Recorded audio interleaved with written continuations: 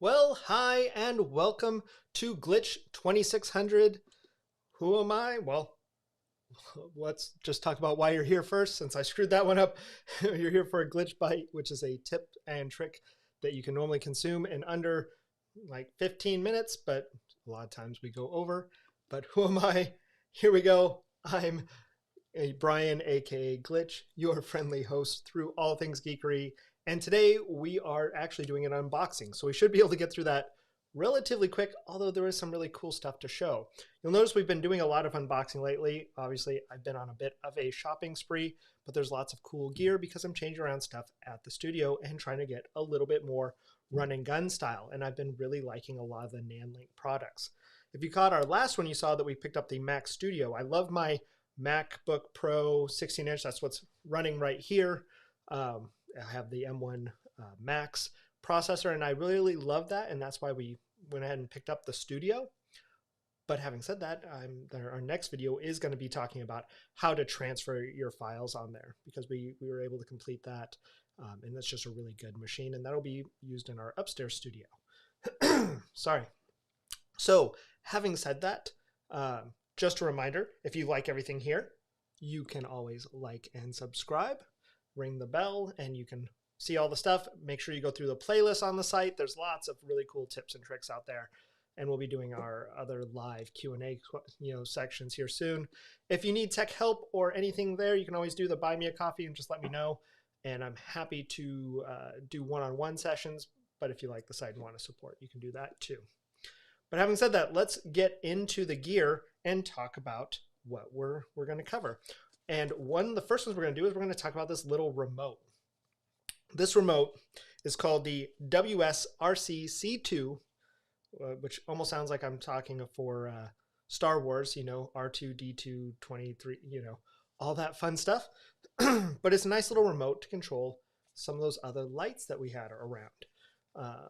If you looked at our past stuff, you saw that we got the Nanlink or Nanlite Pavo tubes, the kind of cheaper version. We went with the 15Cs instead of going with the X's.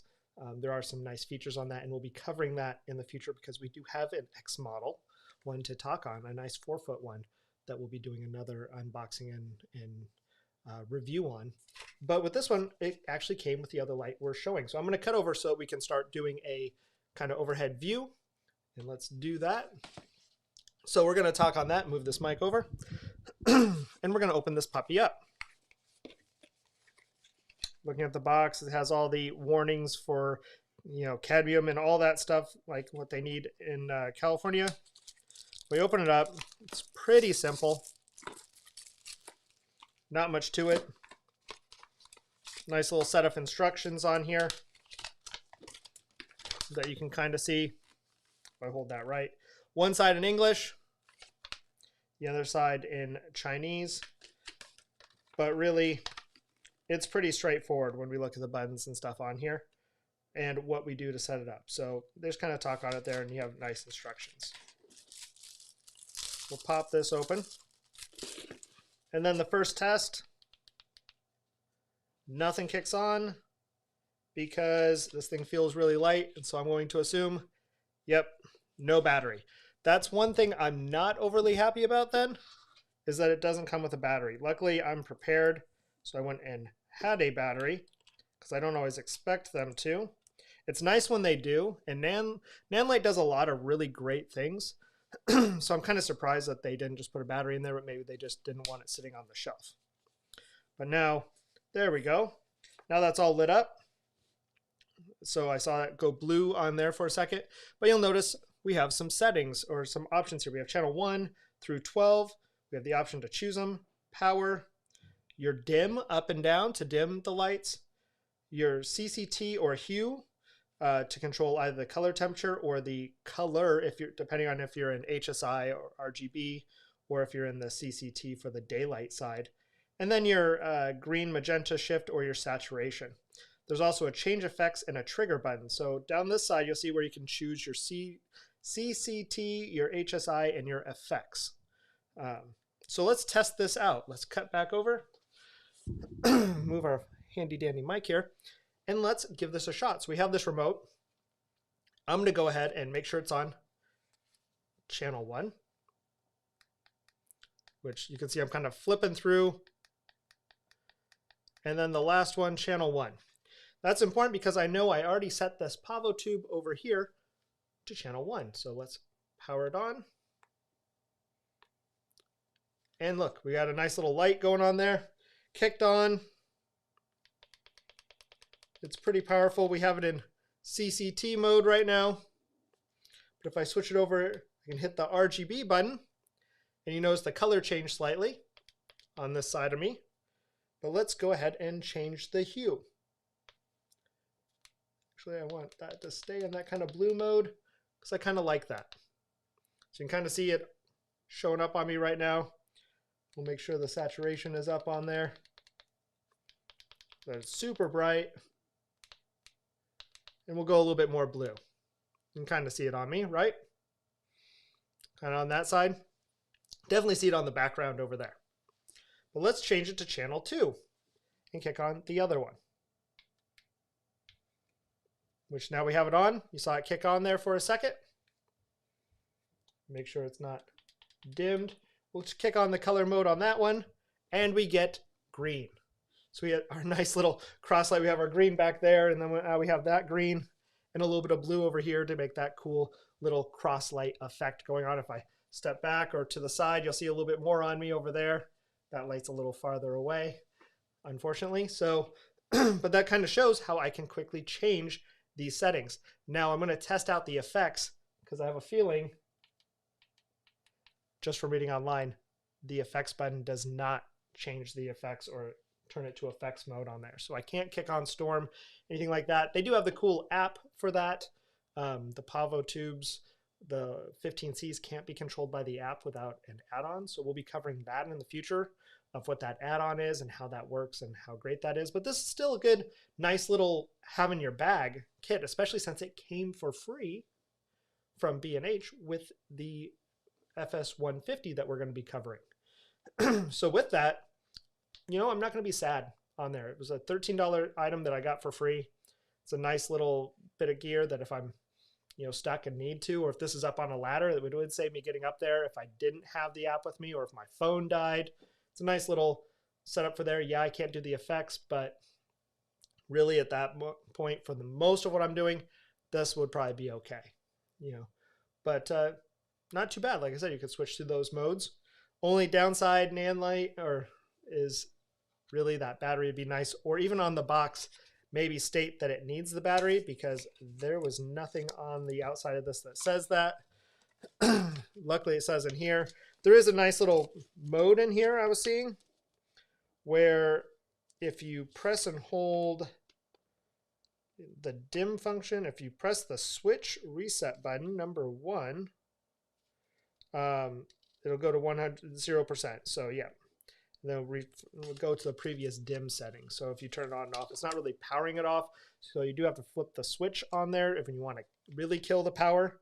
But otherwise, that just shows how well that's working.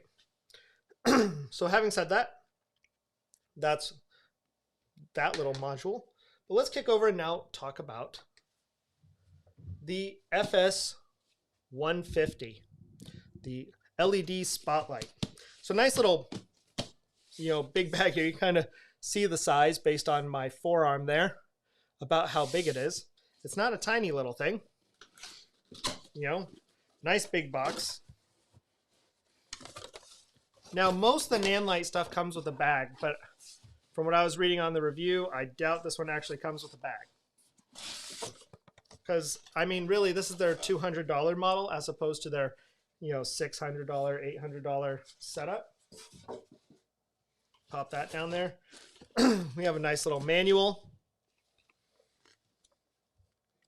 which is nice. Goes through all the settings on there. All the fun little things. The welcome to the community. Thanks for choosing Nanlink or Nanlite. Looks like we have a reflector piece here with a nice reflector with the kind of dimpling on the inside, which is nice. Kind of helps soften the light a little bit by giving it multiple scatters. And then the Bowens mount there on the side. So that's nice. Throw that to the side. Here's the actual light, but we'll pull that out and see what else we have in here. Looks like we have a nice big power cord, and then the who was inspected by, and then chiclet type, the desiccants in there. Open this up just to double check. Yep. I do like that Nanlink puts these little Velcros on there. Makes it much easier when you're tearing down to wrap that up nicely. Let's get this out of the way.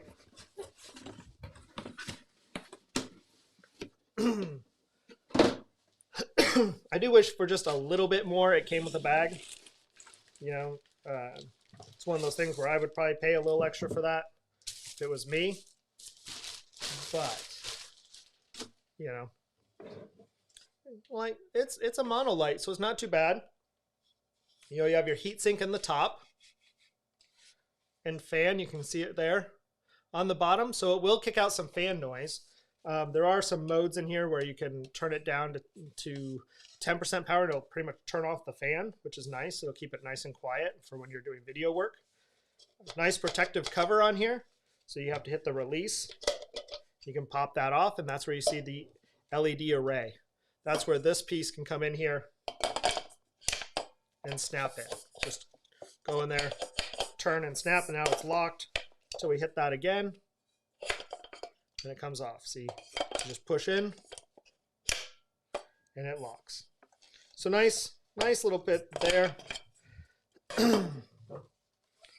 You have to control knobs on both sides. I know their new Forza 720 model. You have a knob on one side which locks and locks this whole what they call a kind of U-mount system, where this comes out. So you can kind of see that there. This can go and mount in sideways on a light stand or down through the spigot. But yeah, when you want to tighten it, you got to tighten one side, then the other. One thing I do really like on this model, you can see it there, is that it has an umbrella mount. So it has a section for the umbrella to go through. Not all of their things have an umbrella mount. Their 60 series doesn't have one. And I'm going to show you why that's pretty useful here in just a minute.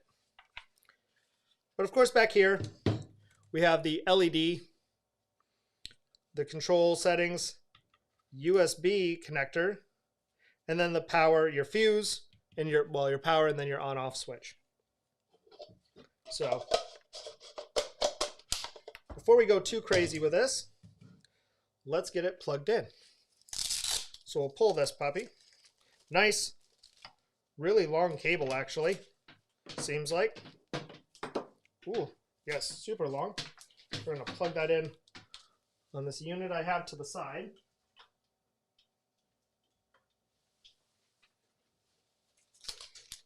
Great. And let's see here.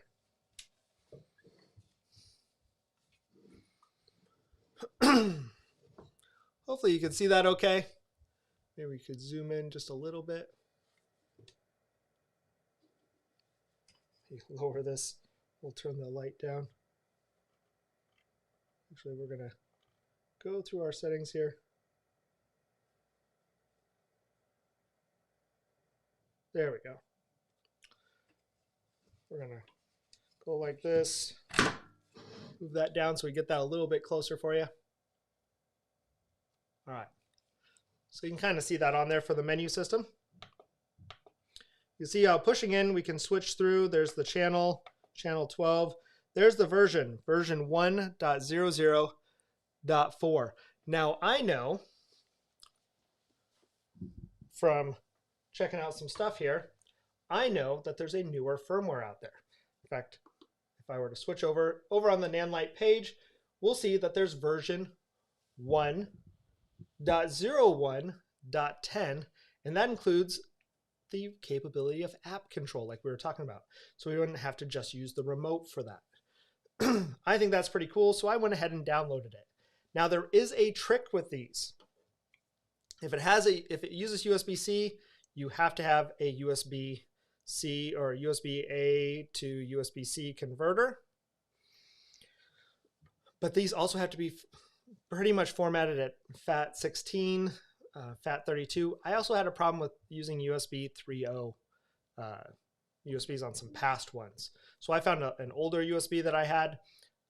They say specifically the SanDisk ones have a hard time in here. I think as long as you get it FAT16, like I said, I had a few that I went through that I couldn't get quite down far enough, at least on my Mac. Sometimes they do ship USBs with some of their devices so that you have it for firmware, and I would just keep that to the side if you do. But otherwise, I've got this little puppy I made, and all I did is I downloaded it on there, and there is a set of files on there, but there's a UPD file. So if I were to plug this in, we would see it. There's a UPD on here. In fact, let's see if we can get it to fit. Nope, let's pop it on there. Let's see if we can get that to go in. We'll bring that up. Bring it over so you can see it. If we bring that up, you'll see there's a UPD that I put in this folder. Right there, FS, the 1.1.UPD. We'll go ahead and eject that. Switch back on over. And we'll show you what that looks like as we firmware update it. So there's a nice little USB port right there, which looks like I might need an adapter or an extension. Let's see what we have here. Probably should have tested that beforehand. Luckily, I tend to keep some adapters around.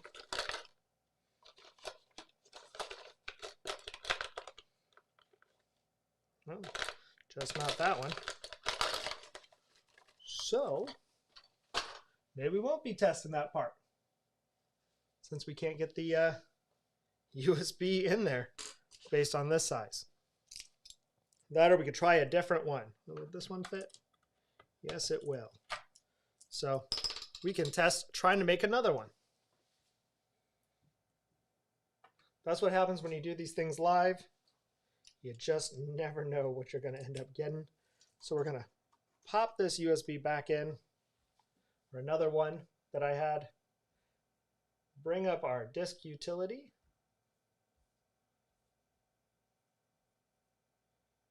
Friendly little utilities, disk utility. I'm going to show you guys what that is here in a second. So pop that back over. Disk utility here, we're going to take this drive and we're going to go ahead and erase it. So that's the external USB drive. We're going to erase it and we're going to choose FAT. That's the file allocation table. Master boot record should be fine, doesn't really matter on this one. We're going to call it untitled. Hopefully this one will work for it. Otherwise, we'll just have to talk about it another time or show another firmware update video. But this will take just a second as it goes through and formats that. And then we'll copy that file on over. Because luckily we've got a copy of that on our local machine. As soon as that finishes, almost done. You know, it's an older USB, so it's going to take it a second. All right, it says it's all complete. That mounting is done. Great. Let's bring that up. We'll do a new Finder window. Bring up our downloads. And I had already expanded this, so I just got to go find that file real quick. Actually, we'll just go ahead and expand it again. Because there it is. There's the UPD in English in that directory. So we'll copy it. And then go ahead in here and paste it. Once it's done, we'll eject it. So we'll see if this reader will work. Like I said, we had some trouble where this was a little bit finicky. And we'll know really quick. So what you do is you power it off and power it on with the USB in.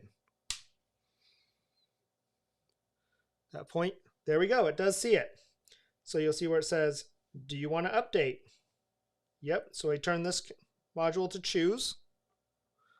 Once it's on the update one, we push in to choose it. And that's when it'll start updating. Now, sometimes it's got to reboot. Sometimes it's got to do some stuff in between there. Looks like it already completed.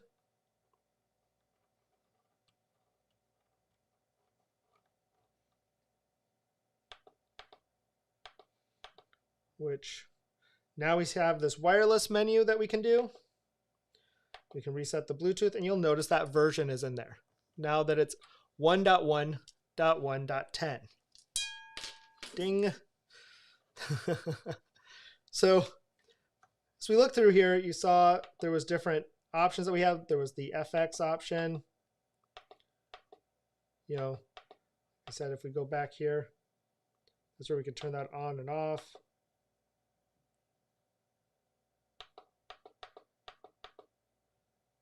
But this is where we can go through different options there. Like I said, that's all effects. So when you have the effects off, that's just your normal up and down power. You can kind of see that underneath where I'm turning this module. Otherwise, when I want to go through effects, there's a loop option that it can go through a set of loops. Flash, so it'll start to flash based on an interval every 10 seconds. So you saw it turn off now. A pulse, where it'll pulse every little bit. You can kind of see it down here off the table. Storm, where it's doing a storm, you can push in, or you can set the interval on this one. Oops. As if I don't start clicking buttons. TV, so it's made to look like a TV flicker. You can kind of change that interval on there. Paparazzi, so we get that kind of flash going on. Candlelight, fire, which this one, if I were you, I'd put a gel on it because this is not what we would call a bicolor light, so you can't get warmer or colder. It's daylight balanced. Bad bulb, so it'll flicker kind of like a bad bulb. Which if I were to bump this up, you might see it start to flicker a little bit more every so often. Fireworks, which makes more sense to me on the color ones, but if you were to put like a red gel on here, it could look like red fireworks. So if you had 3, 4 of these with different colored gels, you'd get that set up. Explosion, welding, also the same type of thing. Welding tends to be a little lighter in color, but depending on your temperature. But then we can go back to no effects. We'll power that off. So now that we've got that, I'm going to go ahead and pop this up on a light stand that we have here. Just happen to have. That way it's a little easier to see some of these things.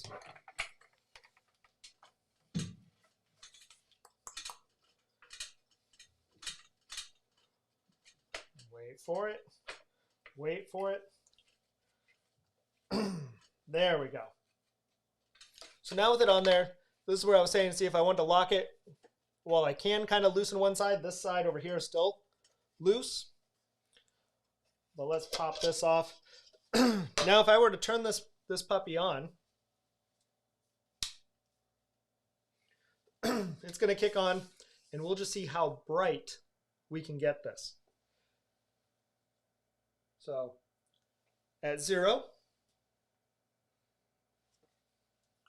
at 7%, at 18%, 45, 66, 87. As you can see, I'm now look like from the movie Cocoon. And then this is it all the way up at 100%. Pretty bright and blown out right there. You know, but that's whew, that's plenty. So let's turn that down a bit, or if not all the way off. Just to give an idea, my main light up here is a bicolor light at 44 degrees. It's a little panel about a foot wide, about a foot to a foot and a half wide, by about 6 inches long. That's my main light, while I have 2 other ones over here. If I kick off my light meter, my handy dandy Sakonic, and go into my cinema mode, and at 125 at 30 frames per second, ISO 100. This gives me right here an f-stop of 2.2. If I move a little bit closer, 2.8. Just to tell you how that is, and that's sitting at around 40%. So 40, 50%, that one's a pretty powerful one. If I wanted to boost it up a lot more, I just didn't want too much spill on my background. If I were to do that in lux, which is just a unit of light, if I go right here, we're sitting at around 970. So I reach out, I can pretty much touch the light. So we're talking 2 feet or so, probably around 3 feet from my face right now. And we're getting 970 at around 50% power. If I were to kick this thing back on, and we'll just go 10%. We'll go the same distance. We'll move it back just a little bit. 3 feet. Point this, and yes, I do have a diffusion silk up there, so that does a little bit more. 1600 lux at the same distance. Which you can tell it's brighter, especially if I move the microphone, if only because this side of my face is a little softer, while that one's lit up quite a bit. That is directly at me. There's nothing on there. There's no reflector to kind of cut it down. If I were to pop that on, that will direct a little bit more of the light. So now I'm at 5,500. That little change of putting the reflector on there put me up to 6,000. I pop that back off. If I can see now, because I'm blind. And go back. 16 to 1800. So that's how powerful and how great sometimes your modifiers can be. But you notice how it's hitting my background, it's hitting a bunch of stuff. I pop that on there, and it's pretty much not on there. It's just on me now. And I'm blind. It's that much. If we brought this up all the way, without this on there, same distance and read it.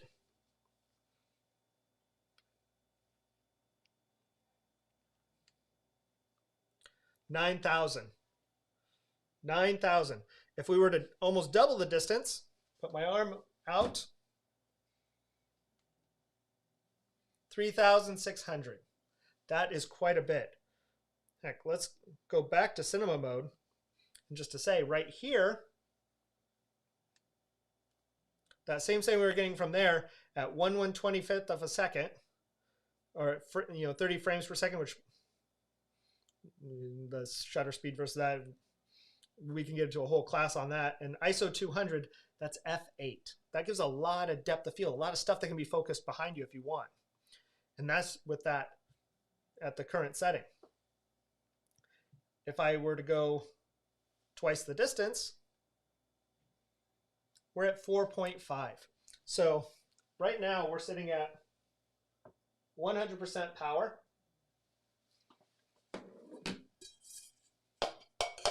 If I were to put this back on to direct it,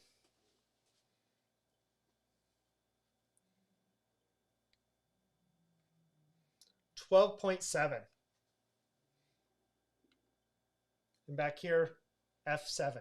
So we can get quite a bit of throw and power out of this light. And now I'm blind forever. For about $200. These things go on sale, which is really great. I got mine on sale. So I spent less than $200. But having said that, I spent $200 and got this really powerful, great light.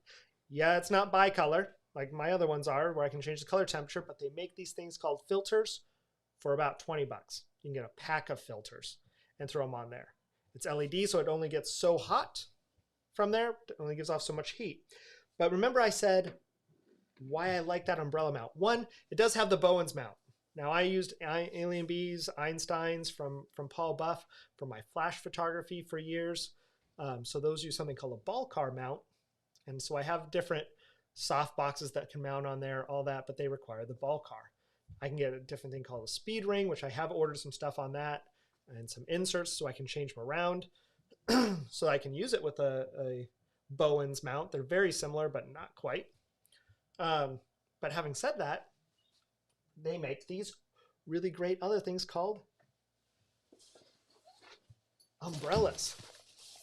So on the cheap, the bigger your light source, the softer it is. Okay?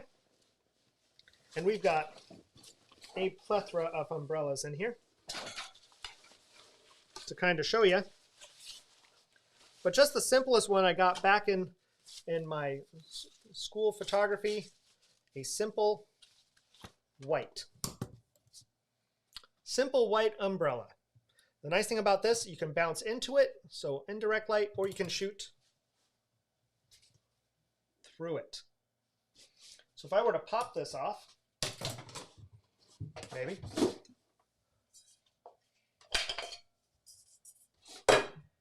Pop this bad boy off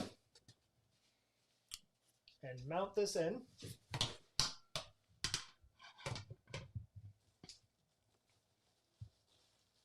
So you gotta loosen that one side. You can kind of see there. There we go. So now we have this. I'm going to turn this puppy back up. Remember how blown out I was before. But now look how soft the light is on my hand. If I were to take that back off or close this, I'm going to just move the edge. You'll start to see how it becomes harsh. You can also close these things down, but if I wanted to, like I said, from a directed point of view, I can also go like this and see how now nice and soft this light is on this side of my face. That's just me bouncing it at 100%. If I were to lower it down just a little bit more, makes a nice little soft light on me. But that's just one type of umbrella. What would happen if instead I used a different style? Or let's say a bigger one, which I do have a 7-foot. We're not going to do that in this video, but this is one that has a backing on it. You'll notice these edges can come off and I can shoot through it, but this one has a silver backing with black, so it can bounce more. If I were to pop this puppy in there,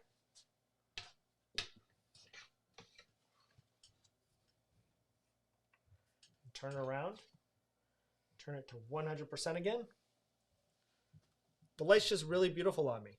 It's not, I mean, I can only get so beautiful, but the light itself is beautiful on me. And that's one of the setups. But on top of that, I can do more. But wait, there's more. One, I don't have to use an umbrella all the way open. I can close it and have a more directed source that way. There we go. Especially if I don't have this in the way. They make double fold smaller umbrellas. So this one is a double fold, meaning that there's two parts into it, just like you use at home or in the rain. This opens up and you get a soft silver, so it's not that shimmery. I bring this down. I use these for edge lights a lot. So that's one setup, and then you can pull this a little bit longer, locks into place. Nice little unit. That's one option. Sunlight. So a nice little white and gold. So you get more of that sunlight. Or when you want to have those kind of hyper blue skies, you can actually light someone with a gold umbrella and then color balance for it. And if you don't know how to color balance or white balance, we do have a video on our channel about that. But just to give you a little hint, we were talking about the color temperature of this light. Let's warm me up. Warm me up, Scotty. Pull this puppy in.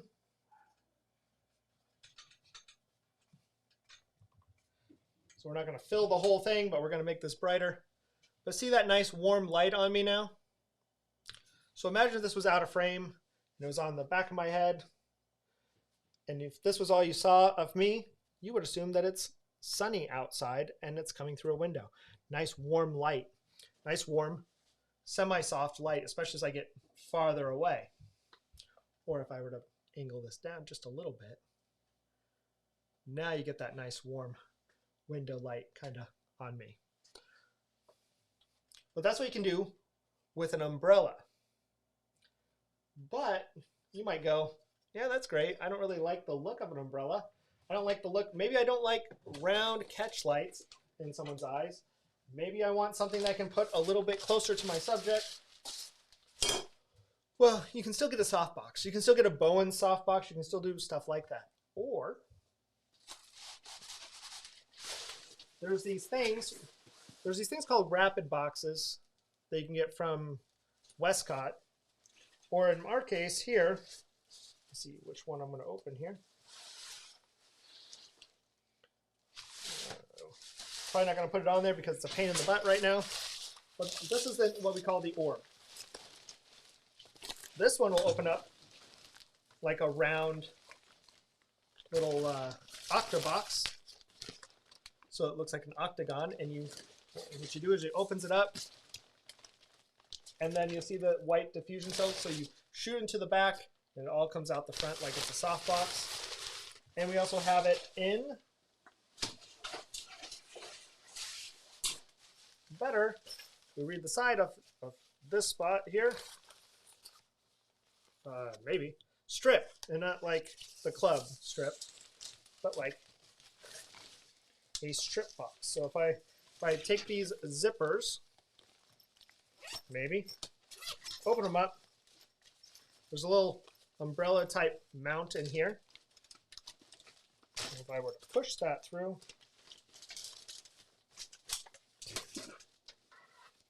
we get a light like this. So imagine that type of light inside here, now fired into the back.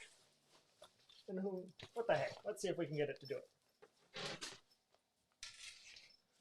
I wasn't quite ready for that part yet, but why not give it a shot? Nothing like doing it live on the air, because, you know, I'm a glutton for punishment.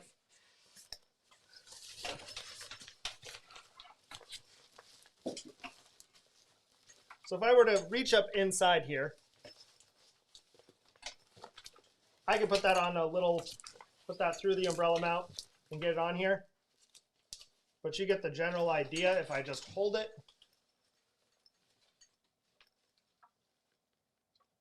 And then we'll power this puppy up. Helps if I don't grab the wrong thing. We'll power this puppy up. And you get this nice strip box light effect on me.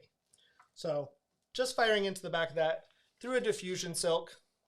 So I get that nice light on here. You can kind of see it on my hands. Nice edge lighting. And that's what you can do with this. There we go. With one of those. They're just unwieldy when you're trying to do it in a bar from that setup. But if I can do that in a couple feet area, imagine what you can do in an actual setting. Especially if I have that. There we go. We'll highlight our background there. Nice little mess I've got going on. There we go. It's easier to put this mount on while it's kind of in this halfway state. You can kind of see there's two different areas to attack this from. So there's this opening on each side. So as you kind of pull that through, you can kind of see it. Put it on there and then put it through the umbrella mount and then push it the rest of the way. You can kind of see how that can go through right in there. Maybe turn. There we go. You can kind of see that umbrella mount in there. There we go. I learned my angles. That's how you can get that through on that umbrella mount. And get that through. There's also a nice big 50-inch one which works way better and super soft lighting. So having said that, that's what you can do really cheaply out the gate is an umbrella costs anywhere up to 20, 30 bucks. You know, at a photography store, you can start with a small one. You saw we got pretty beautiful light with this little cheapo kind of $10 one that my school used to give to everyone. So cheapo light did a good job. There's different colors you can do with those. There's different lighting options because of that. You could also just bounce it into a sheet. You could go really old school and just get some foam core. And it's not that old school. That's what a lot of us do. We used to make these things called V cards where we'd get 2 pieces of foam core, put some tape down it so it makes a V, and you just fire into the corner, makes a big softbox. Take a white sheet, parachute cloth, go to Joann's Fabric, put that over the front, and you have a softbox. Really quick gear, really quick setup, piece of cake. So having said that, that's way, quick way to do it, especially when, spend the money on the light. Then you can engineer modifiers for them, get stuff like, instead of buying the barn doors, as much as the barn doors are great, but when you're starting out, you can buy something like this. This thing cost me 30 bucks. I've had it for years, called Cinefoil. I've got 2 sets of it, and I still have that much on the roll. It's just black aluminum foil. So I can put it on the edges and make something called barn doors so I can direct in my light. So I didn't have it spilling all over, kind of like when I put that reflector on the front. Maybe I want to control it down. Maybe I want to make a spotlight. If I wanted to make a spotlight, I could take this puppy, put this on there, down to a spotlight, down to a little hole on it, and have a spotlight effect going on for a nice highlight. But as you can see, very powerful light, measured just through the roof. So you can go distance. I was shining it up into the corner of the second story of my house and was seeing cobwebs. That'll tell you how powerful this light can be, especially with the reflector on the front. They do make, like I said, bicolor ones. They're not, they cost more.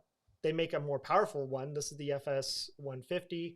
There is a 300. There's a 200 in the middle.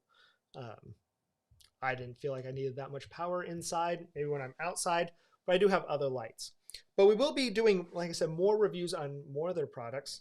Now that I have this Nanlite remote, remember we said that thing was on channel 12, right? Let's see what happens if I go to channel 12. I wonder if, look at that. Remote works without even putting it into the app yet. We'll be showing some stuff with the app, but right there, I wonder if we can do effects. Oh, look at that. The effects does work on this one. So the remote does work. It just doesn't work with the Pavo 15C. It doesn't do the effects, does everything else. We'll get some storms going on in the background while we finish this off. Might as well. But if you have questions, please, please, please reply to this channel, reply to this video. I'm happy to answer them and go over them. Please check out Nanlite's products. Really great stuff. Like I said, we've been doing with the little light, we've been messing around with that. The Pavo tubes on the side here. If I were to bring one into view, you'd see it's a lightsaber basically, and as it storms. And got a couple of those. We have another one that we'll be reviewing, their 30X series, along with some other ones that are coming out soon, the Pavo Bulb and the T7X, which is only a $95 Pavo tube. Doesn't have some of the same metal construction, not quite as strong, but it's $95. And a 3-foot long lightsaber light. You can't really go wrong with that. But if you have questions about general geekery, photography, IT security, please just let us know. We will be doing a couple more of the live Q&As coming up here soon.